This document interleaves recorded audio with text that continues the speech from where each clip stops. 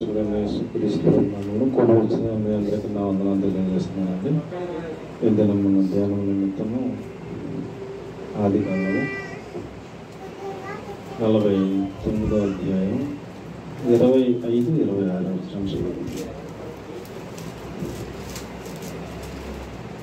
ఒక 3 వారాలుగా నీతిమంతులు అనే ఒక అంశం మీద ధ్యానం చేసుకుంటున్నాం.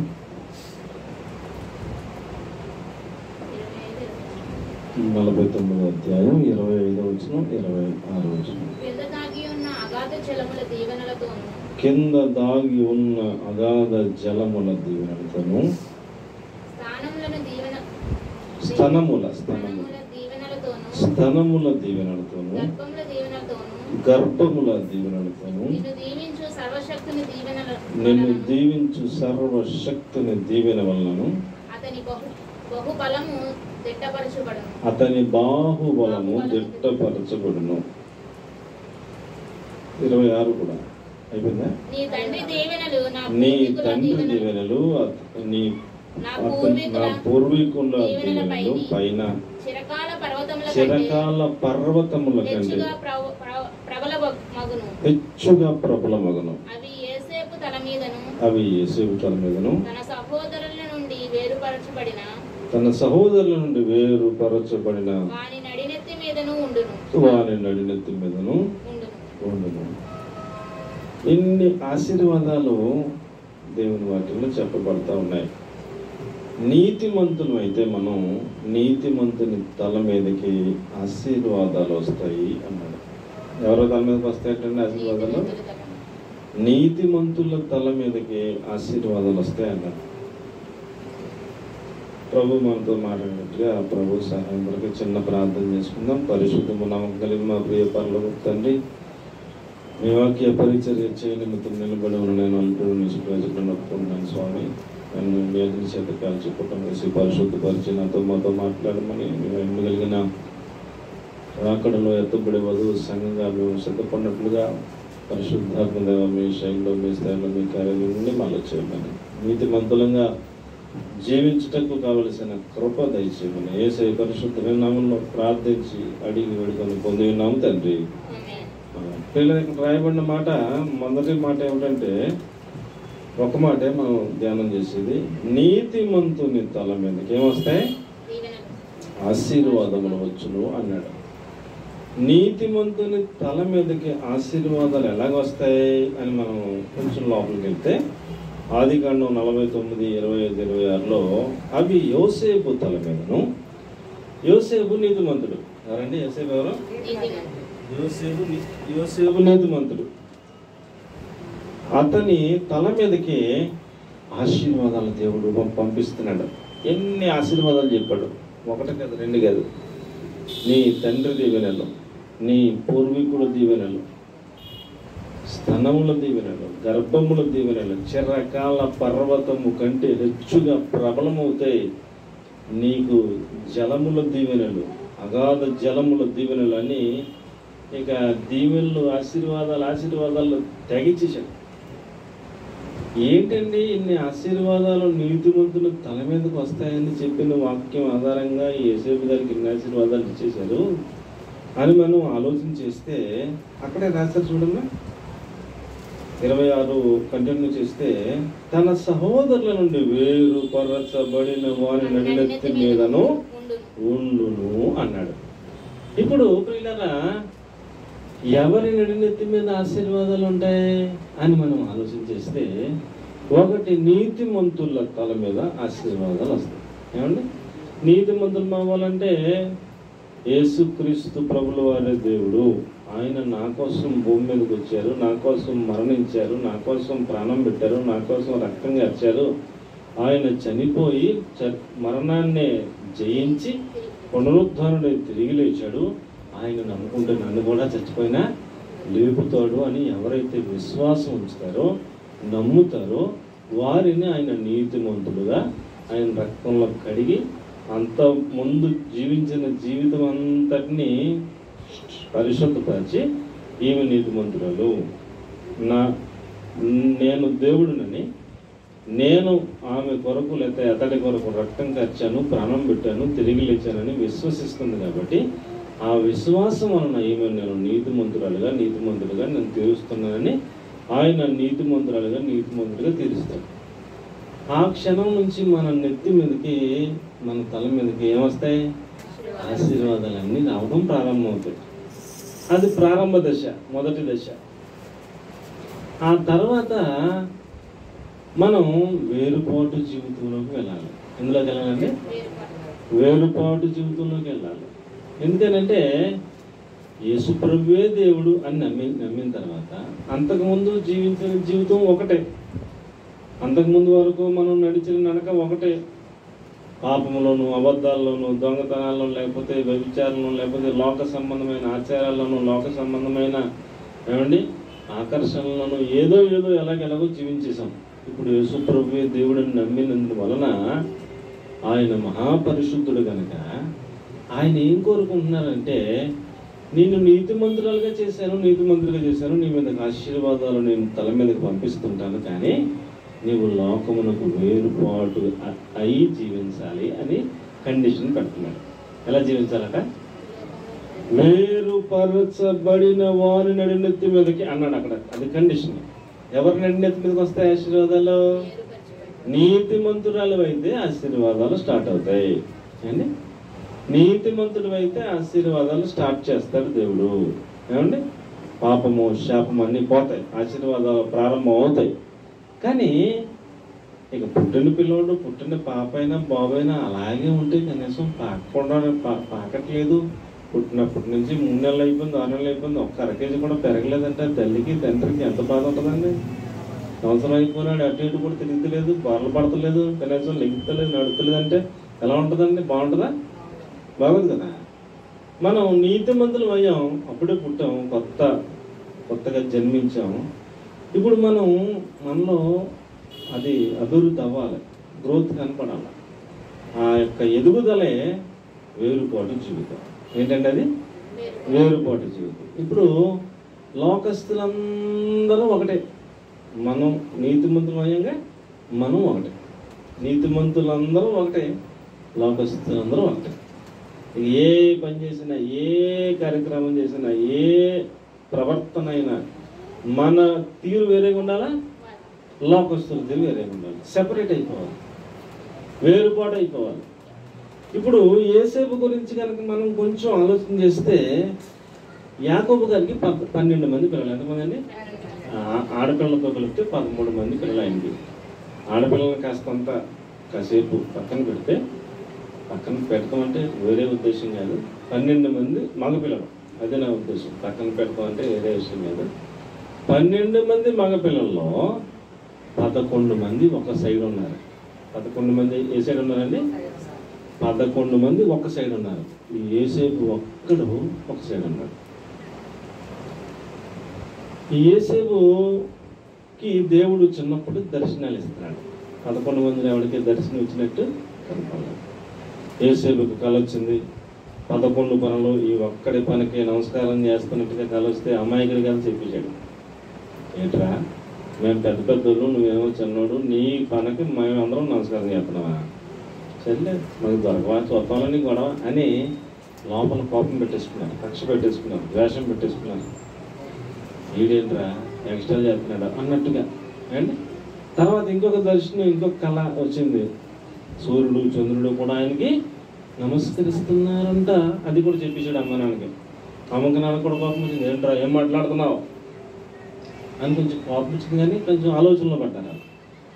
అయిపోయింది. తర్వాత ఈ కొడుకు మీద కాస్త ప్రేమ ఎక్కువయ్యి ఒక ఉచిత అంగీ ఒకటి కుట్టించాడంట తండ్రి. ఆ అంగీ చూసి 11 మందికి, మనకి ఎవరికి కుట్టించరా, ఇంటికి కుట్టిస్తారా డాడీ, వీళ్ళంటే ఎక్కువ ప్రేమరా అని అందరూ అనుకున్నారు. వీళ్ళందరూ అసూయ బ్యాచ్. ఏం బ్యాచ్ అండి? అసూయ బ్యాచ్, కుట్ర బ్యాచ్ కానీ వీళ్ళు ఏదో రకంగా ఏదో చేసేద్దాం అనేటువంటి కక్షపూరితమైన మనసు కలిగినటువంటి వారుగా వారిని బైబిల్ వర్ణించింది. అక్కడ మనకు కనపడతారు. అలాగా తండ్రి గారు అన్నాడు, అన్యులు అరణ్యంలోకి వెళ్ళారా మేపడానికి పశువుల్ని, వాళ్ళకి కొంచెం భోజనం పట్టుకెళ్ళినా అని యేసేపుని పురమాయించి పంపించాడు. మనోడు అన్నయ్యల మీద ప్రేమతో క్యారేజీ పట్టుకెళ్తున్నాడు. పట్టుకెళ్తే అంత దూరంలో చూశారు, రే కలంలో కొన్ని గొడవ వచ్చుతున్నాడు, వీడు గొడవ తేల్చేద్దాం అనుకున్నారు. దగ్గరికి రానిచ్చి చెత్త కొట్టేశారంట. చెత్త కొట్టేసి పెద్ద గొయ్యుంటి అందులో తోసేశారంట. పెద్ద గొయ్యుంటి అందులో తోసేస్తే ఆ అరణ్యంలో ఎల్లో చీకటకుండా వచ్చేస్తారు. ఆ గోతులో మనోడు ఉండిపోతాడు. పావులే ఉంటాయి అందులో అండి, మృగాలే అటు ఇటు వెళ్తా ఏదైనా చంపేస్తుందో, లేదా విష సర్పాలు ఏమైనా చంపేస్తాయి, ఎలాగో ఏదో అయిపోద్ది మొత్తం మీద అన్నాడు. చచ్చిపోతాడు, అందులో చచ్చిపోతారా అని అందులో పడేసి వెళ్ళిపోతుంటే పెద్దోడు అన్నాడు, రే ఆడు మనం తోడబుట్టాడు కదరా, కొద్దిగా అంత కఠినంగా ఉంటే ఎలాగరా, ఆ మార్గంగా ఉన్న ఇష్మాయిలీలు వెళ్తున్నారో ఆయన తోడేసి పైకి లాగేసి వాళ్ళకి అమ్మేద్దాం, ఎక్కడో దిక్కుని బతుకుంటాడరా చచ్చిపోతాడరా అంటే వీళ్ళందరూ కూడా అలా ఆలోచించి, సరే రే పెద్దోడా నువ్వు చెప్పింది బాగానే ఉంది సరే అని పైకి లాగి తాడేసి వాళ్ళకి అమ్మేశారండి. ఎవరిని? సొంత తమ్ముడిని. ఎవరినండి? సొంత తమ్ముడిని. వేసుకున్న సొక్క తీసేశారు. కింద మరి ఇక్కడే ఉందో ప్యాంట్ ఉందో ప్యాంటుతో అమ్మేశారండి. అమ్మేస్తే వాళ్ళు కొనేసుకున్నారు. అండి కొనుక్కుంటామంటే ఇంకా బానిసే కదా, డబ్బులు కొనేసుకుంటామంటే ఏంటి బానిసత్వం. ఎక్కడికి తీసుకెళ్ళిపోతారు, ఏం చేస్తారు అంతే అనవసరం. ఇంకా వీళ్ళు ఎలా తయారయ్యారంటే సొంత అన్నదమ్ములు ఆయన్ని చంపేయాలి అన్నంతగా తయారయ్యారు, నరహంతకుడుగా తయారయ్యారు. వీళ్ళందరూ ఒక బ్యాచ్. కుట్ర, అసూయ, ద్వేషం, పగ అండి. వీళ్ళందరూ లోకస్తులు అనుకోండి కాసేపు. తనొక్కడు అండి ఎలాంటి బతికాడు చిన్నప్పటి నుంచి? వేరుపాటు జీవితం అనండి, వేరుపాటు జీవితం. ఇప్పుడు అంతా ఇతని మీద అంత కక్ష సాధించారు వాళ్ళు. చొక్కా తీసేసుకున్నారు కదా, అది ప్లానే. తీసేసుకుని వెళ్తే మార్గంలో ఏదో ఒక గొర్రెలు వాళ్ళ దగ్గర గొర్రె పిల్లలు ఉంటాయి కదా, ఏదో ఒక దాన్ని అయితే ఏదో మృగాల్లో దేన్ని చంపేశారు తెల్లో, ఆ రక్తం ఉంటుంది కదా, ఆ రక్తంలో ఈ చొక్కా ముంచేసి దాన్ని జాగ్రత్తగా కట్టుకెళ్ళి నాన్న చూపించి, డాడీ చొక్కా మన తమ్ముడిదా మనోడిదా అంటావా, మేము దారిలో వస్తుంటే కనపడింది అని అంటున్నారు కదా. అంటే వాళ్ళ నాన్న గుర్తుపట్టింది, చిన్నవాడుదిరా ఏసేపుదిరా, అరే అంటే ఏంట్రా అర్థం ఏంట్రా, లేడురా తమ్ముడు లేడురా అని అమాయకంగా అడుగుతున్నాడు నాన్న. ఏమో డాడీ ఇది కనపడింది డాడీ అనేసరికి గోడ పెట్టి నా కొడుకు చచ్చిపోడని చెప్పేసి బాగా ఏడ్చాడు తండ్రి. పేడ ఎరగంట అయిపోయింది అనుకున్నారు వాళ్ళందరూ. ఇతను తీసుకెళ్ళి ఆ ఇష్మాయిలీలు పోతీఫర్ అనే ఐగుప్తు దేశంలో సైన్యాధిపతిగా ఉన్న ఒక ఆయనకి అమ్మేశారు. ఆయన ఏదో వస్తువు అమ్మేసినట్టు మనిషిని, కానీ వీళ్ళు ఎంతకో కొన్నారు, ఇంకా కొంత లాభం వేసుకుని ఆయనకి అమ్మేశారు. ఇప్పుడు ఆయన ఏం చేస్తాడా, బానిస బతుకు, బానిస పిల్లోడు పనులు అప్పచెప్తే చేసుకొని అంటున్నాడు అంతే. అలాంటి పిల్లోడు నీతి మంత్రుగా బతికాడు. ఎలా బతికాడండి? నీతి మంత్రుగా బతికాడు, వేరుపాటు జీవితంతో బతికాడు. మా అన్నయ్య నన్ను కొట్టేశారని కోపం పెట్టుకోవాలి. వీళ్ళందరూ ఏం పెట్టుకున్నారు? కాలం వచ్చిన కలిసి చెప్పిన పాపాన్ని కోపం పెట్టుకున్నారు, అసూయ పెట్టుకున్నారు, ద్వేషం పెట్టుకున్నారు, కక్ష పెట్టుకున్నారు. నరహంతకులుగా చంపేయాలన్నంత వరకు వాళ్ళ ఆలోచన వెళ్ళి దేవుడు ఏదో మనసు కరిగించి మరలా అలాగా బ్రతికించేలాగా తీసి మరలా అలాగ అమ్మేసేలాగా చేశారు. నన్ను ఇలాగ అమ్మేశారు, నాకు ఏదైనా అవకాశం అవుతుంది, మీరు గొడవ తెలుపుతాండ్రా అని మాత్రం ఇప్పుడు అనుకోలేదు. దేవుడు ఆ కుర్రాన్ని తీసి ఐగుప్తు దేశానికి ప్రధానమంత్రిగా కూర్చోబెట్టాడు. వీళ్ళకి ఆ చుట్టుపక్కల దేశాలన్నింటికి కూడా తెంట గింజల్లో ఆ బాబు దగ్గరికి కాళ్ళకడికి వెళ్ళాల్సి వచ్చింది. వీళ్ళందరూ వెళ్ళారు, ఆయన గుర్తుపట్టాడు మా అన్నయ్యలు వచ్చారని. ఇప్పుడు వీళ్ళేమో భిక్షాందేహి ప్రభో అన్నట్టుగా వీళ్ళ రేంజ్ ఉంది. ఆయనేమో ప్రపంచానికి అన్నం పెట్టే రేంజ్ సింహాసం మీద ఆయనకు వచ్చిన్నాడు. అప్పుడేమో చిన్నప్పుడు వాళ్ళ పెద్దవాళ్ళు మనవాడు చిన్నవాళ్ళు చిత్త కొట్టేసారు, గోతులు చేశారు, అమ్మేశారు. అవన్నీ గుర్తుపెట్టుకుని దొరికారా అనుకుంటే ఏం చేస్తారా? అసలు ఏం చేయాలి అని వీళ్ళని ఎన్ని రకాలుగా వీళ్ళని టార్చర్ పెట్టచ్చో అంత అధికారం ఆయన చేతిలో ఉంది. కానీ ఏమల్లా నేను మీ తమ్ముడిని అని చెప్పేసా కూడా అలా తడతడలాడిపోతున్నారు, అక్కడెక్కడలాడిపోతున్నారు. అయ్యి బాబోయ్ మన తమ్ముడు అవన్నీ జ్ఞాపం పెట్టుకుంటే మనల్ని నువ్వు ఏం చేస్తాడు అమ్మాయి బాబోయ్ అని వీళ్ళకి తడతడలాడిపోతున్నారు, కాళ్ళు చేతులు అణిగిపోతున్నాయి. నేను ఏమి చేయను, నీలో మన మంచి కోసమే దేవుడు ఇలాగ ఏర్పాటు చేసి ఉంటాడు అని ప్రేమగా మాట్లాడుతున్నాడు. అలా మాట్లాడాలంటే అయిపోయి అసలు అర్థం అవదండి. వాళ్ళేమో ద్వేషంగా మాట్లాడారు, వాళ్ళేమో కలబడి కొట్టేశారు, వాళ్ళేమో గోతులు దోసేశారు, వాళ్ళేమో ఏమండి గాయాలే, గొంతులు దోసితే గాయాలమ్మా, ఎన్ని దెబ్బలు తెలిసింది, ఎంత రకం వచ్చేసిందో ఏమో తెలియదు, మళ్ళీ తోడేసి లాగారు, అమ్మేశారు. వాళ్ళ ఎంత కఠినంగా ఉంటే ఈయన వాళ్ళతోనే అంటాడు, మన మేలు కోసం దేవుడు నన్ను ముందుగా పంపుకుంటాడు రా, నేను మిమ్మల్ని ఏమన్నా వాళ్ళకి భోజనం పెడుతున్నాడు. ఏడుస్తున్నాడు, కళ్ళకి నీళ్ళు తెచ్చుకున్నాడు, దుఃఖపడుతున్నాడు, డాడీ బతుకున్నాడు అని అడుగుతున్నాడు, ప్రేమగా మాట్లాడుతున్నాడంట. మీకు అక్కడ గింజలు దొరకవు, భోజనం దొరకదు, భయంకరమైన కరువు కదా, అమ్మాయి నాన్న కూడా తీసుకొచ్చింది, అందరూ వచ్చేయండి, మీకు కలిగిన పిల్లలందరినీ కూడా తీసుకొచ్చింది, రథాలు పంపిస్తాను, మీకోసం ఒక రాష్ట్రాన్ని ఇస్తాను, మీ పశువులకి మేత ఉంటుంది అక్కడ, మిమ్మల్ని పోషిస్తాను, సంరక్షిస్తాను అని ఎన్ని మాటలు చెప్తున్నాడు అండి. ఎంత బాధ్యత తీసుకుని అంత ప్రేమగా మాట్లాడి అంత దయగలిగిన వాడుగా యోసేపు మనకు కనపడతాడు. వీళ్ళందరూ లోకస్తులు. వీళ్ళ భర్త ఎలాగుంది? ఈ 11 మంది భర్త ఎలాగుంది చెప్పండి. వాళ్ళ భర్త ఎలా ఉందండి? ద్వేషం, అసూయ, కక్ష, నరహంతకులుగా మారిపోయేలాగా వాళ్ళ లోకస్తులుగా కనపడుతున్నారు. ఈయనలా కనపడుతున్నాడు నీతిమంతుడిగా, వేరుపరచబడిన వాడిగా కనపడుతున్నాడు. ఇప్పుడు మరి దేవుడు దీవుల్ని ఎవరికి ఇవ్వాలి చెప్పండి అమ్మా? దేవుడు దీవుల్ని ఎవరికి ఇవ్వాలి? నీతిమంతుడికి, వేరుపరచబడిన వాడి నడినెత్తి మీదకి దీవుల్ని ఇవ్వాలి అవుతా? నీ పూర్వీకుల దీవెనలు, నీ తండ్రి దీవెనలు, చిరకాల పర్వతము కంటే యేసేపు యొక్క ఇంట్లో గర్భఫలముల దీవెనలు, ఇంకా చాలా రాసుకొచ్చాడు, అన్ని రకాల అగాధ జలముల దీవెనలు, ఇంకా ఎన్ని ఉన్నాయి, అన్ని రకాల దీవెనలు నీకు పర్వతాల కంటే హెచ్చుగా ఇచ్చేస్తున్నాను అన్నాడు. నేను ఇప్పుడు మనం కూడా మొదటిగా నీతిమంతులుగా మారాలి. ఎలా మారాలి?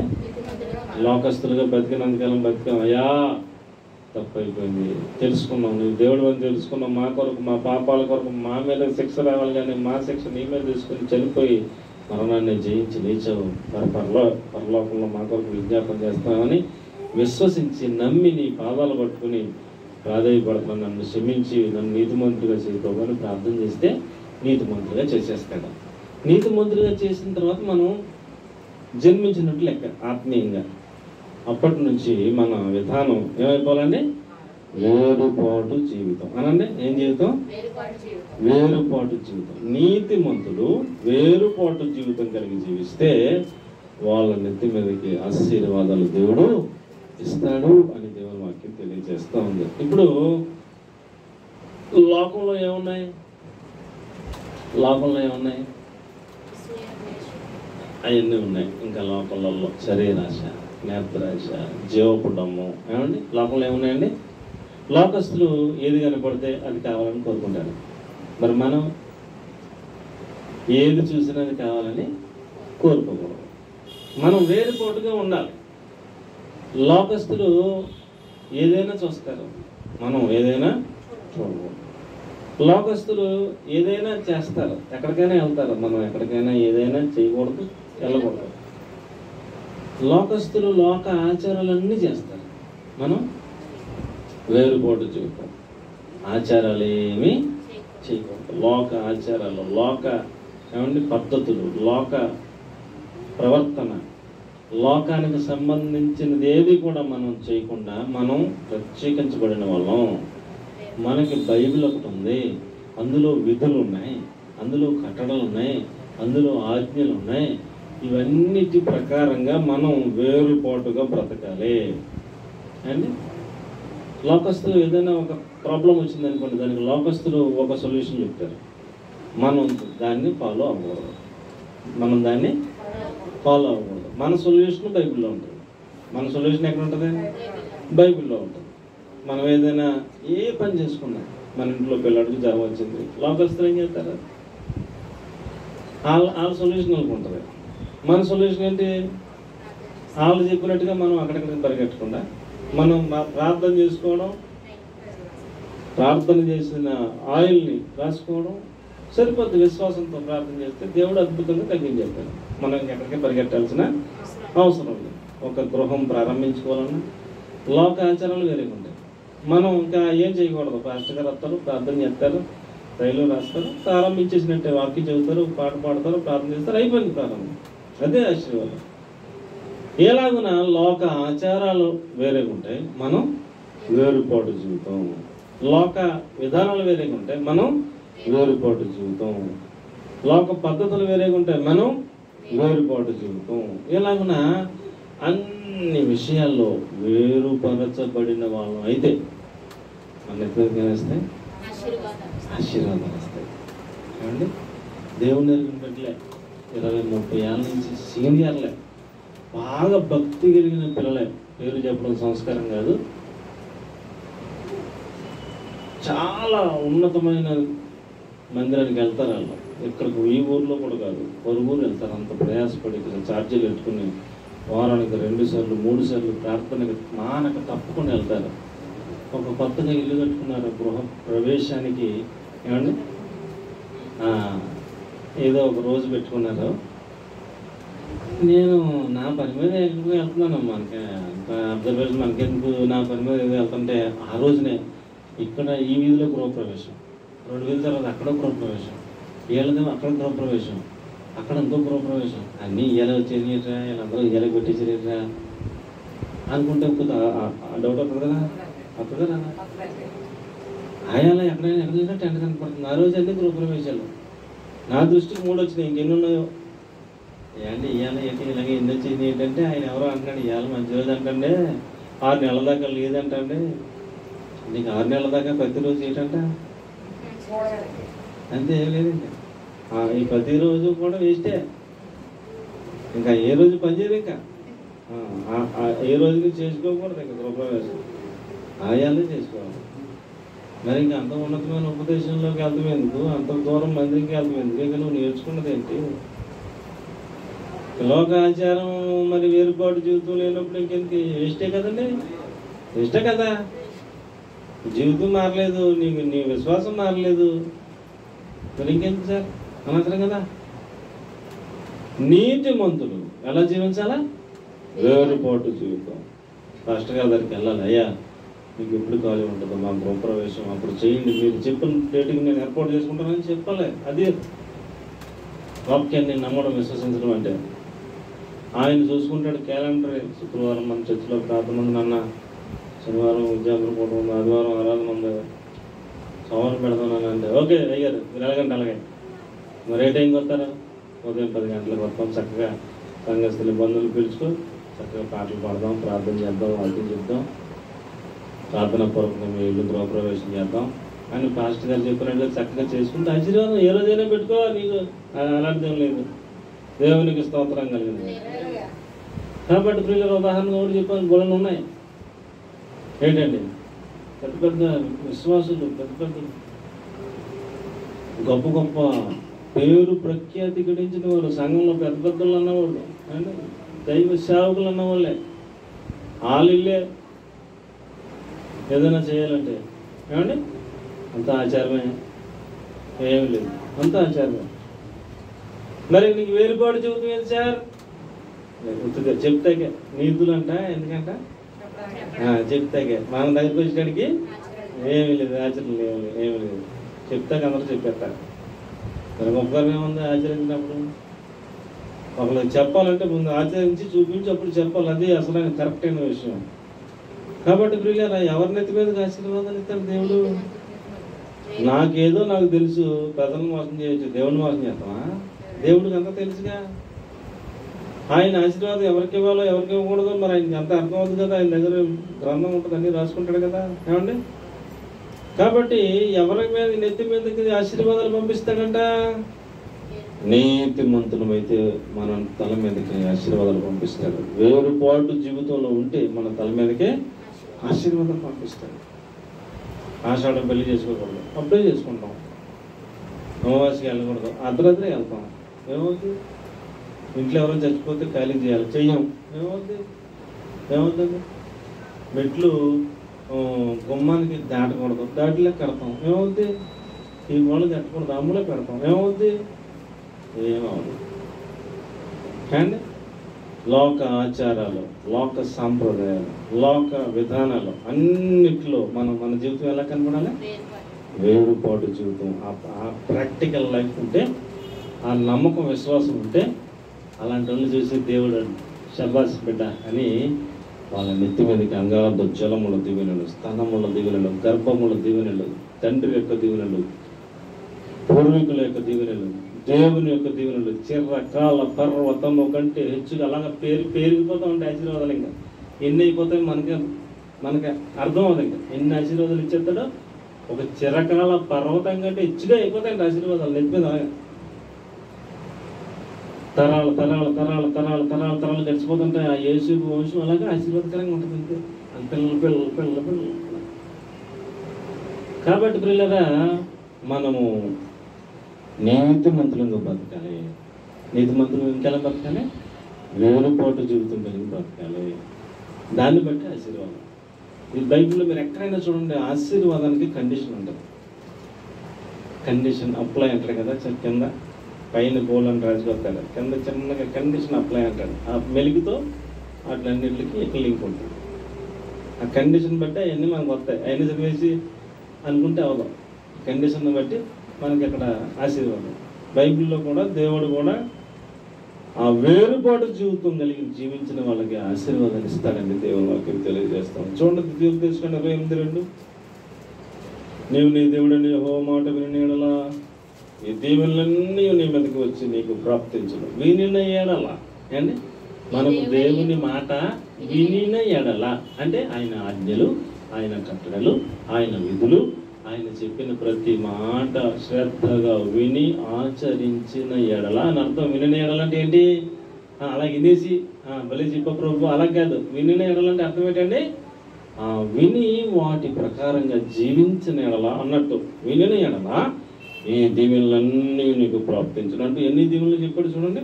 నువ్వు లోపలికి వెళ్తే దీవెన, నువ్వు బయటకు వస్తే దీవెన, నీ పిండి పిసుకు తొట్టి దీవెన, నువ్వు ఏమా చదువు ఆ మాటలు చదువు. ద్వితీయోపదేశకాండం 28 వినిన ఎడల ఈ దీవెనలన్నీ నీకు ప్రాప్తించేస్తాయి. నువ్వు పట్టణంలో ఉంటే దీవెన, నువ్వు పొలంలోకి వెళ్తే దీవెన, నీ గర్భఫలములు దీవెన, నీ భూ పంట దీవెన, నీ పశువులకు దీవెన, నీ దుక్కిటెద్దులకు దీవెన, నీ గొర్రెలకు దీవెన, నీ మేకలకు దీవెన, నీ గంప, నీ పిండి పిసుకు, నీ తొట్టె దీవెన, నువ్వు లోపలికి వెళ్తే దీవెన, నువ్వు బయటికి వెళ్తే దీవెన.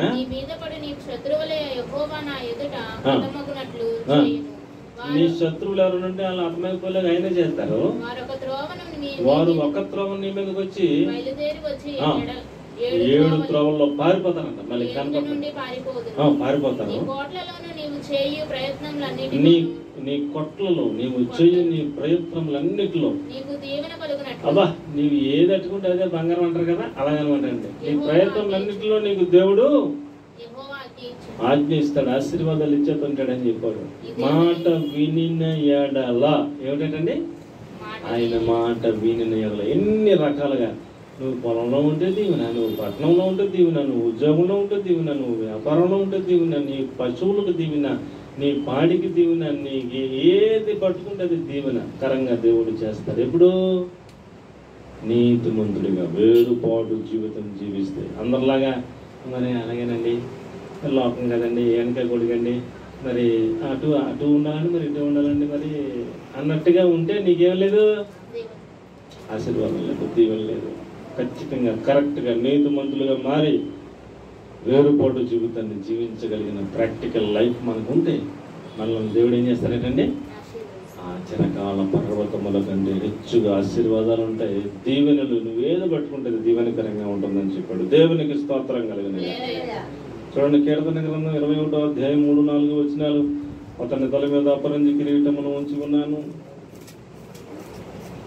కీర్తన 21:3-4.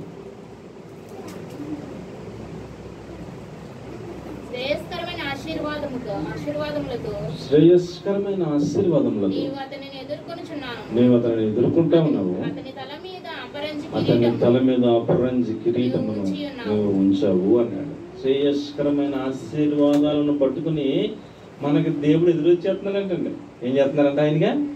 ఆయన ఎదురొచ్చేస్తున్నాడంటే ఆశీర్వాదాలు పట్టుకుని ఆయన ముచ్చట పడిపోయి సంతోషపడిపోతున్నాడు మనం చేసి. ఎందుకు? నువ్వు నీతిమంతురాలుగా బతుకుతున్నావు, నీతిమంతుడిగా బతుకుతున్నావు, వేరుపాటు జీవితం కలిగి జీవిస్తున్నావు నాన్న అని మనకి ఎదురొచ్చేస్తున్నాడంటే ఆయన ఆశీర్వాదాలు పట్టుకున్నాను. కాబట్టి ప్రియులరా, నీతిమంతులుగా వేరుపరచబడిన వాళ్ళంగా బ్రతకాలి. అప్పుడు మన తల మీదకి ఏమొస్తాయి? ఆశీర్వాదాలు వస్తాయని చెప్పాడు. దేవునికి మహిమ కలుగునుగా. సామెతల గ్రంథం 28వ అధ్యాయం 20వ వచనం కనుక మనం చదివితే, ఇంకా దీవెనలు ఎవరికి ఇస్తారట? నమ్మకమైన వానికి దీవెనలు మెండుగా కలుగును అన్నాడు. మామూలుగా 1 2 కాదంట, మెండుగా. లెక్కలేసుకోలేము మనం. నమ్మకమైన వారికి దీవెనలు మెండుగా కలుగును. చాలు చాలు చాలు. నమ్మకమైన వానికి దీవెనలు ఎలా కలుగుతాయటండి? మెండుగా కలిగిపోతాయంటండి. అద్భుతంగా లెక్కలు వేసుకోలేము మనం, అంత మెండుగా దీవిస్తాడట దేవుడు. నమ్మకంగా బతకాల, నమ్మకంగా ప్రార్థనకు రావాలి. ఏమండి, నమ్మకంగా దేవునికి మనం అన్ని విషయాల్లో, ఇక మనకి ఏదన్నా ఒక పని అప్పగిస్తే నమ్మకంగా ఇంకా వాళ్ళకి అప్పగించాం కదా అని అప్పగించినైనా నిశ్చింతగా ఉండొచ్చు అన్నట్టు మనం బ్రతకాలి. మన వెనకాల ఎంటపడి ఏదన్నా పని అప్పగిస్తే కరెక్ట్గా చేస్తారో లేదో అని ఎంటపడి అత్మానం ఫోన్ చేసి అమ్మ ఎంతవరకు చేసామని మానిటర్ చేసి అంత అడపడి చెప్తే మన దగ్గర నమ్మకం ఉన్నట్టు ఏముంది? మనల్ని పిలిచారు పాస్టర్ గారు, అమ్మ ఈ పని నీకు అప్పగిస్తానని చెప్పారు. ఆయనకి మళ్ళీ మన గురించి ఆలోచించకుండా పలానా సహోదరులు చెప్పాను, ఆ పని చేసేస్తారన్న నమ్మకం ఉండాలి. పట్టమని పని చేసి మొత్తం క్లోజ్ అయిపోయిన తర్వాత అయ్యగారు మీరు చెప్పిన పని చేశానని చెప్పేటట్టు ఉండాలా. మళ్ళీ అత్మాన్ని ఫోన్ చేసి మళ్ళీ అత్మాన్ని గుర్తు చేసాము, మరి ఎంతవరకు వచ్చింది, మరి ఏటరా ఆయన పొగేసి ఇంత అడపడి ఉండకూడదు. నమ్మకంగా ఉండాలి, ట్రాన్స్పరెంట్గా ఉండాలి. ఏదైనా ఒక పని అప్పగిస్తే ఒక 50 రూపాయలు 100 రూపాయలు లేదా ఎంతో కొంత ఇచ్చి ఈ పని చేయమని అంటే ఆ పని ఎక్కడెక్కడ చేసాం, ఎలాగెలా చేసాం, ఎంతెంత అయింది అంతా రాసేసుకొని ట్రాన్స్పరెంట్గా ఇదిగోండి వెళ్ళింది ఇచ్చారు, ఇంత పని అయింది, ఇదిగోండి ఇంత వెళ్ళింది అని లెక్కలు అప్పచెప్పాలి. అంత కరెక్ట్గా ఉండాలి వ్యవహారం. పని అప్పగించిన తర్వాత ఏదో మనం చేసుకెళ్ళిపోయి మళ్ళీ ఆయనకి పిలిచి అడిగి ఎంత అయిందమ్మా ఏంటమ్మా అని అడిగితేనే కానీ చెప్పకుండా అలా కాదు. నమ్మకం అంటే ఏంటి? మన చేతికి ఏదైనా పని అప్పగిస్తే అది 1,00,000 అవ్వచ్చు, లేకపోతే 1 కోటి అవ్వచ్చు, లేకపోతే ఎంతైనా అవ్వచ్చు. నమ్మకం వాడికి చెప్పాం చూసుకుంటాడు అన్నట్టుగా ఉండాలి వ్యవహారం. పైసా అనాపైసతో సహా ట్రాన్స్పరెంట్గా మొత్తం లెక్కలు అప్పచెప్పి పట్టుకెళ్ళి మనమే అడగకుండానే అలాగ నమ్మకత్వం సంపాదించుకోవాలి. వాళ్ళకి దీవెనలు ఎలాగ వస్తాయంట? మెండుగా వస్తాయంట. అలాగే మనం జీవించాలని దేవుని వాక్యం తెలియజేస్తూ ఉంది. అలాగే ప్రియులారా, ఆదికాండం 15:6 అబ్రహాము యెహోవాను నమ్మెను, ఆయన అది అతనికి నీతిగా ఎంచెను అన్నాడు. ఆదికాండం 15:6 అతడు యెహోవాను నమ్మెను, ఆయన అది అతనికి నీతిగా ఎంచెను అన్నాడు. ఏమంటే నమ్మడం అంటే ఏమీ ఆధారం లేనప్పుడు దేవుడు ఏమన్నా ఒక ఆశీర్వాదం ఇచ్చాడా? ఏమన్నా కనపడ్డా? పోనీ ఏమన్నా దర్శనం ఏమన్నా ఇచ్చాడా? లేదా ఏమన్నా కొంత ఒక నమ్మడానికి ఆధారంగా కొంత ధనాన్ని ఇచ్చాడా? ఏమన్నా ఒక స్వరం వినబడింది అంత ఆకాశంలో నుంచి. ఆ స్వరం చెప్పిన మాటకి లోబడిపోయాడు, నమ్మాడు. మాట్లాడే దేవుడు ఒక ఆయన ఉంటాడు, నాకు తెలియదు కానీ ఎవరో దేవుడు అట్లా మాట్లాడుతున్నాడు, ఆయన నిజమైన దేవుడు అని నమ్మాడు. ఆ మాటను పట్టుకుని, ఆ స్వరాన్ని పట్టుకుని, ఇక నమ్మకం ఎలా నమ్మాడంటే తనకి కుమారుడు ఇస్తానని ఆయన చెప్పాడుగా, ఇస్తాడు అని 25 సంవత్సరాలు నమ్మాడు. కుమారుడిని ఇచ్చాడు. ఆ కుమారుడిని మరలా బలిచ్చేయమని అంటే బలిచ్చేసిన బూడిదలో నుంచి కూడా నాకు కుమారుడిని ఇవ్వగలిగిన శక్తిమంతుడని నమ్మాడు. అండ్ ఇక నమ్మకం పిచ్చిగా నమ్మాడు. ఎలా నమ్మాడు? ఇక నమ్మకాన్ని మనం వర్ణించలేం. మనం అయితే ఎన్ని ప్రశ్నలు వేస్తాం, ఎన్ని లాగుతాం. మనం అయితే ఇది ఇలాగా ఉంటుంది, అలాగైతే ఎలాగైతే ఇన్ని క్యాలిక్యులేషన్లు వేసుకుంటాం. ఇంకేం లేదు, స్వరం వినబడింది, స్వరం చెప్పిన ఆ దేవుని స్వరానికి లోబడ్డాడు, నమ్మాడు ఆయన్ని. ఆ నమ్మకాన్ని ఆయన, నీవు నన్ను నమ్మవు బట్టి నేను నీతిమంతుడిగా చేస్తున్నాను, నిన్ను ఆశీర్వదిస్తున్నాను అన్నాడు, ఆశీర్వదించాడు. ఈ రోజుకి కూడా అబ్రహాం పిల్లలు యెరూషలేములో ఉన్నారు అండి. మొత్తం ఇజ్రాయెల్ దేశంలో ప్రపంచవ్యాప్తంగా ఉన్న యోధులు ఆ యొక్క యాకోబు పిల్లలందరూ అబ్రహాం పిల్లలే, ఇష్మాయిల్ అందరూ అబ్రహాం పిల్లలే. కాబట్టి ప్రియులారా, అంతగా ఆయన చెప్పిన మాట ఈరోజు కూడా మనకి ప్రజెంట్ కనపడుతుంది. అంతగా ఆశీర్వదించాడు. ఆ మాటను ఆయన నమ్మాడు. నమ్మటాన్నే ఆయన నీతిమంతుడిగా తెచ్చేసాడు. అలాగే మనం దేవుని మాటను మనం అంతగా నమ్మాలి, అంతగా నమ్మాలి. ఒక్క వాక్యం మనం చదివితే ఆ వాక్యాన్ని అంతగా నమ్మాలి. ఆ నమ్మకమే మనలను నీతిమంతులంగా మనం తయారవడానికి, ఆ నమ్మకం, ఆ విశ్వాసం మనకి అలా తయారు చేస్తుందని నేను మీకు మనవి చేస్తాను. ఇలా యాకోబు పత్రిక నేను నమ్మేశానంటే, విశ్వసించానంటే కుదరదు, కానీ క్రియల మూలముగా మన విశ్వాసాన్ని రుజువు చేయాలన్నాడు. యాకోబు పత్రిక 2వ అధ్యాయం 25-26. క్రియల మూలమున రాహాబును వేశ్య కూడా నీతి మంత్రాలని తెరచబడింది కదా అంటాడు. అటువలనే రాహాబును వేశ్య కూడా దూతలను చేర్చుకుంటూ వేరొక మార్గమున వెలుపలికి పంపివేసిన క్రియల మూలమున నీతి మంతురాలని ఎంచబడిన కదా అంటాడు. ఏమండి, విశ్వాసం ఉంచుతున్నానండి అంటే కాదు, కానీ అది క్రియల రూపంలో కనబడాలి. ఆ నమ్మకమే, ఏమండి, ఆ నమ్మకమే మన క్రియల్లో కనబడుతుంది. ఏమండి, మొన్న స్లాబ్ వేస్తున్నారు. స్లాబ్ వేస్తుంటే మొత్తం స్లాబ్ వేసేటప్పుడు వర్కర్స్ ఎక్కువ ఉంటారు కదా, వాళ్ళు అన్నారు ప్రార్థన చేయడానికి వెళ్ళాం. ప్రార్థన చేసే ముందు అందులో మేస్త్రి ఇలాగా ఉన్నాయని అన్నాడు. అయ్యారు ప్రార్థన చేసే ముందు కోళ్ళు పోతారు కదా, తెచ్చారా అన్నాడు. కోళ్ళు పోతున్నట్టయ్యా బాబు, ఫాస్ట్ గారు నేను కోళ్ళు పోతున్నట్టని మేము లేదండి, మేము చాలా స్లాబ్లు వేస్తుంటాం రోజు, మాకు ఇదే పని. మొన్న పలానా ఏరియాలో ఫాస్ట్ గారు కోళ్ళు కూర్చోడు అని అంటున్నాడు. నిజమండి అంటున్నాడు. మీరు కావాలి తీసుకెళ్తాం, చూపిస్తాను రండి అంటున్నాడు. బాబు అన్నాను, బాబు మాది ఆ బ్యాచ్ కాదు, యేసుప్రభు ప్రార్థన చేసుకుంటాం, తైలం వేసుకుంటాం అంతే, మాకు సోలు వాక్యం పాట పాడుకుంటాం, వాక్యం చదువుకుంటాం అంతే, ఇంకేం అక్కర్లేదు. అలాంటి సిస్టమ్ లేదు ఆయన అంటే ఆశ్చర్యపోతున్నాడు ఆయన. అయ్యారు మరి మీ ఇష్టం అన్నట్టు మళ్ళీ ఏదో అక్కడికి ఏదో లోటు జరిగిపోయినట్టు, ఇలాంటి శక్తి ఎలాగ అన్నట్టు ఫీల్ అయిపోతున్నాడు ఆయన. ఏం అక్కర్లేదే బాబు, మా నమ్మకం, మా విశ్వాసం మా ప్రభు నామంలో ప్రార్థన చేస్తే చాలు, మోకరించి తైలం వేసి ప్రార్థన చేసి వాళ్ళకి కలిపిన ఆ కంకర ఒక రాగితో వేసి ప్రార్థన చేసి వచ్చేసాం అంతే. ఇదే భాష అన్నట్టు, ఇదేదో అదే కరెక్ట్ అన్నట్టు అయితే మన విశ్వాసం మన క్రియల్లో, మన విశ్వాసం మన క్రియల్లో కనబడాల. మరి వాళ్ళకి మనం చేస్తే మన విశ్వాసం నమ్మకం ఏముంది? ఏది చేసినా ఆ